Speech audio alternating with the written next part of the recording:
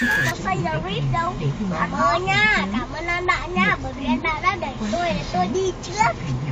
Thế cùi tóc không phải là nhanh đâu, cùi tóc không là nhanh để anh lên trước mặt chứ bạn chứ.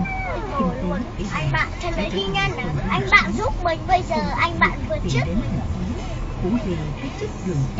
Ôi, phải điên. Ôi, chết rồi, xong. Xong. Nhớ chưa? Đúng là cái thằng VinFast. Xong. Tai nạn rồi. Chết, còn chết. Hỏng xe à? Vì bung đầu, tí nó cắn ra thôi. Người cũng làm sao may Rẽ thế. Cười có đánh được trúng bóng đâu.